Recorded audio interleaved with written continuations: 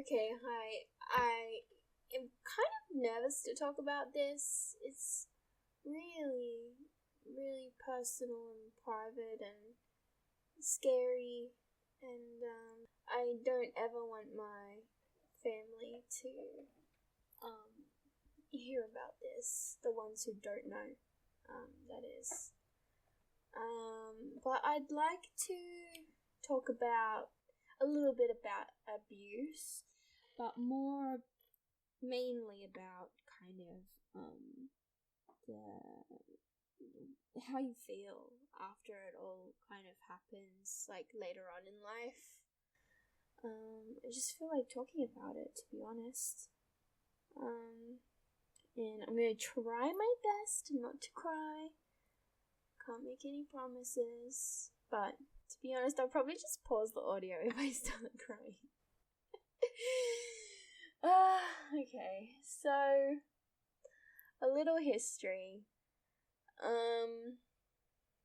I was molested when I was a little kid by an adult a few times and by other kids. And I kind of want to start off saying there's a difference between kids just being inquisitive and curious and, show me yours, that kind of thing, and oh, does yours look the same as mine, and oh, haha, Willy, that kind of thing, So there's a huge difference between that and another kid just doing shit to you when you don't want it. And to be honest, I have had instances where I've been that kid who I never instigated that kind of stuff. It was always other kids instigating things and oh, show me what's in your underwear kind of thing. Okay, sorry, that was a text message. I'll just turn my phone on silent. My cousin just had a baby. Anyway, there's a difference between that, which has happened to me a few times. I don't even know how many times. I barely remember it, really. I only remember a few times. And the couple of times where I would classify it as molestation by other kids, and those times really stick in my mind. And one of those times happened when I was in second grade, so I was only about 7. It was rainy, and we were all inside for lunchtime, and we were just sitting down, a bunch of different classes in the one room. And we're sitting down, and this boy who I kind of knew by sight from a different class to mine, but was in my year, he asked if he could sit down next to me, and I was like, oh yeah, that's fine. And I was colouring in or something. And some of his friends sat down kind of, not opposite us, but to the side of us. It was like a rectangle table, and I was on the short end, and they were on the longer side. So he sat down, and they were all kind of looking between each other and half laughing and stuff, and I kind of was just thinking, what's up with them? What the fuck? Well, back then I didn't swear, so I was like, what's up with them? And then the next minute, he just, sticks his hand down my pants and starts going to town. And they were all watching and laughing, kind of, and I was just sitting there, really still. And to be honest, if part of it felt good, it felt kind of tickly. And I was like, what's this feeling? But on the other hand, it also made me feel really sick. I felt like it was wrong. I had that feeling in my chest, this is wrong. And I just had to wait till he stopped and then went away. And he never did it again, thankfully, but yeah, that always stuck with me. And then the next year, when I was about 8, there was this boy in my class who was in a year ahead of me, but I was in a composite class, so it was year 3 and 4. And now, thinking thinking about it, I think he probably had a disability. But this was the 90s, so, I don't know, you didn't really realize that kids had disabilities unless they really showed it or had some kind of physical thing wrong with them. And, that's what I want to point out too. I mean, this was the 90s. We didn't have the internet. Early 90s. We didn't have the internet. You couldn't just, look up vagina and all that online and see it. So, anyway, this boy, he had no friends, and he was a bit weird, and I felt sorry for him. So I started playing with him every day, and he didn't really talk. Anyway, so in class, sometimes, you have to sit on the floor with your legs crossed and whatever, and you just sit down. And I was sitting up the back of the class with him, and he would move behind me and stick his hand down my pants, and I'd move his hand away.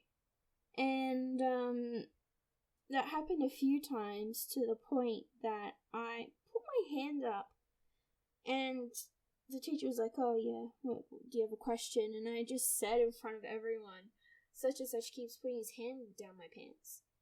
And I didn't think anything of it, and the teacher just said to me, "Just move to the front."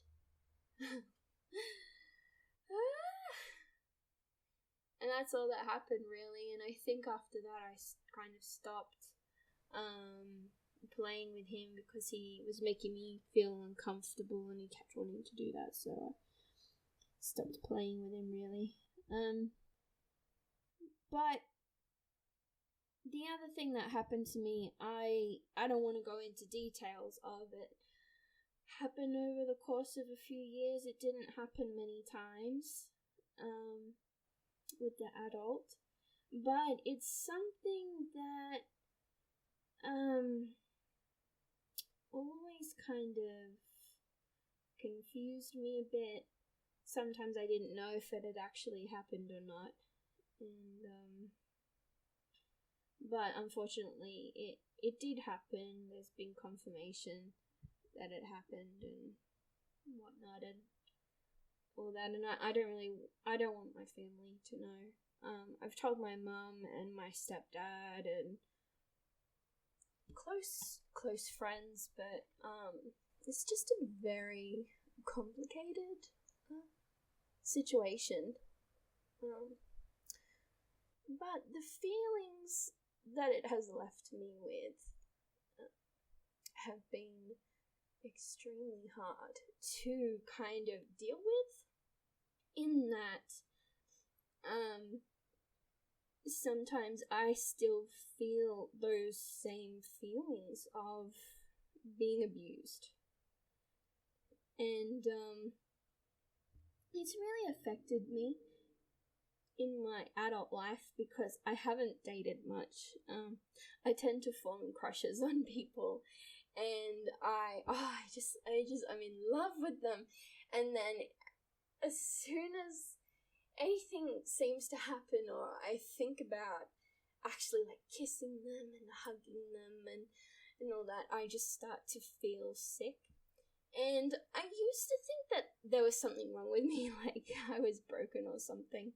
I was just wrong because I just couldn't I don't know, just couldn't go through with it and just be with someone.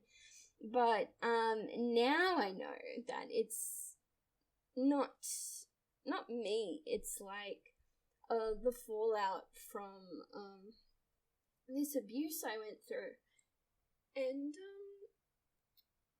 it's kind of like this thing called body memory, which to put it simply, it's like if you go a certain road to school or to work every day, and then you have to go a different way one day, and as you're going down the street, instead of going the different way, you go that same way you always went, because you've just kind of zoned out, because that's just how your body remembers going, it's the same with me when it comes to intimate things. Instead of that feeling where you just feel excited and happy and all those other little things you get when you, canoodle with someone. If it goes to a certain extent with me, instead of those feelings, I get the same feeling I have gotten when I've been abused. So to me, that feeling is like a kind of emptiness. I have it right now, just thinking about all of this stuff. It's real tightness in my chest. My heart kind of starts fluttering, and it's kind of like puts me in fight or flight mode, pretty much, this feeling. And it goes down into my stomach, and I just feel sick. And I just imagine I'm somewhere else, and I just like stare off, like imagining I'm elsewhere.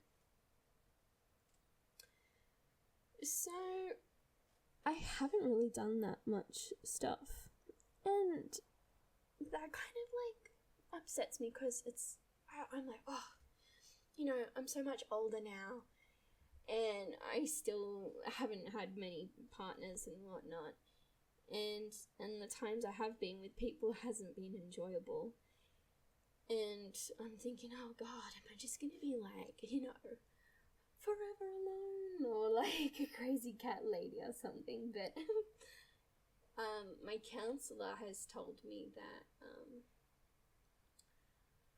this can be fixed, but it takes time, and it's like I have to work through it with another person. Once I get a boyfriend or a girlfriend, I have to tell them everything up front. And if they decide to stick with me, then just have to work through all this somehow. Yeah. And so when I'm really sad, I kind of see myself as like this thing that's just filled with like really, really deep darkness, where stars can't even touch, like no light whatsoever. No light can like get to me, and there's no light inside of me. And I feel like with all the things that have happened to me, that it takes a piece of that light away. And it's so hard to feel this way when I know that I can be such a happy, loving person, and I know I have like a lot of love to give to people. Like if I had, a partner, they'd be like the most special person in my life, and I would just look after them. But it's just finding that person, I guess, and hopefully that will happen someday. So there's been some times where I have drawn a picture to try and kind of figure out this state I'm in. And I really have kind of connected with that imagery of kind of being made up of stars and losing them all, basically one by one, and being left in like this void that pretty much encapsulates it. So that's a bit about me. I don't know if it's a good idea to put this up on YouTube. I think, I'm probably inviting trolls and whatever. But I really don't care. Like, if people leave shitty comments, I don't give a shit. Doesn't really worry me. But yeah, I'm actually in such a better place now than I was a few years ago, because I would just think about it like every day, about what happened, and crying and upset.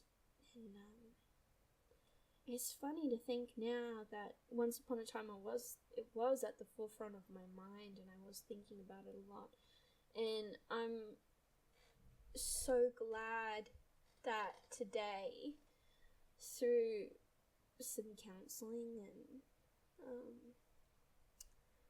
whatnot, it's just, I feel like I've come a long way in regards to processing it and understanding these feelings and sensations, But I guess the next step for me, like I said, is if I get a partner at some point. So that's the next big thing, I guess. But anyway, if you've gotten to the end of this, you deserve a medal. Okay, I'm gonna go. Bye.